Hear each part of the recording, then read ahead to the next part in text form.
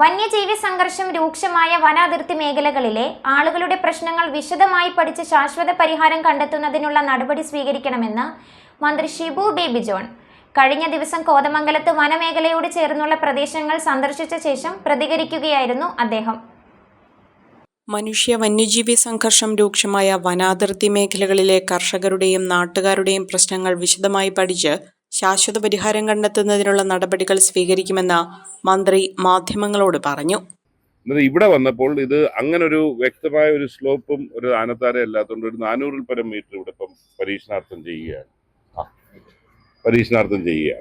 അതും പരിശോധിച്ച ശേഷം നമുക്കിതെല്ലാം കൂടെ ചേർന്നതാണ്. ഏറ്റവും പ്രോബ്ലമാറ്റിക് ഏരിയയിൽ ഇതൊന്നും പോരാ, 3 ലെയറുള്ള ഡിഫൻസ് സിസ്റ്റം വേണം.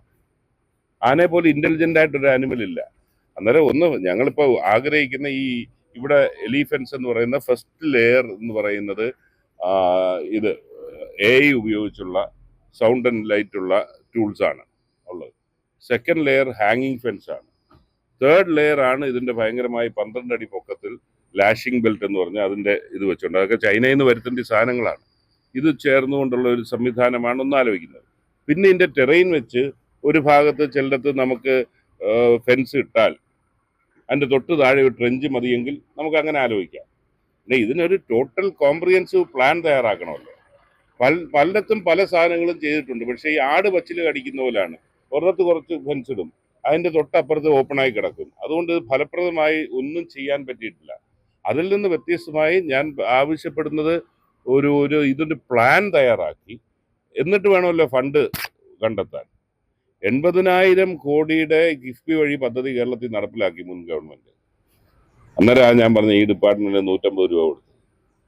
ഞാനിപ്പോൾ നോക്കുമ്പോൾ ഒരു 1,000-1,500 കോടി രൂപ ഏതെങ്കിലും സോഴ്സിൽ നിന്ന് കിട്ടുകയാണെങ്കിൽ പിന്നെ അതിന്റെ ഇംപ്ലിമെന്റിങ്ങിനുള്ള സമയങ്ങളുണ്ടെങ്കിൽ നമുക്കിത് മിറ്റിഗേറ്റ് ചെയ്യാം, കുറെ ഇതിന്റെ ആഘാതം കുറയ്ക്കാം. അല്ലാതെ ലോകത്തെങ്ങും ഇത് 100% ഒഴിവാക്കാനൊക്കത്തില്ല.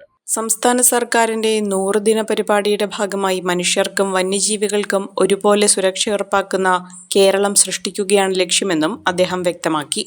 വന്യമൃഗങ്ങളുടെ കടന്നുകയറ്റം നിയന്ത്രിക്കുന്നതിനായി സംസ്ഥാനത്തെ സോളാർ ഫെൻസിംഗ് ശൃംഖല 3000 കിലോമീറ്ററായി വിപുലീകരിക്കുമെന്ന് മന്ത്രി അറിയിച്ചു. അതിർത്തി ഗ്രാമങ്ങളിലെ ജനങ്ങളുടെ ജീവനും കൃഷിയും സംരക്ഷിക്കുന്നതിനായി കൂടുതൽ ശക്തമായ നടപടികൾ നടപ്പിലാക്കുമെന്നും അദ്ദേഹം പറഞ്ഞു.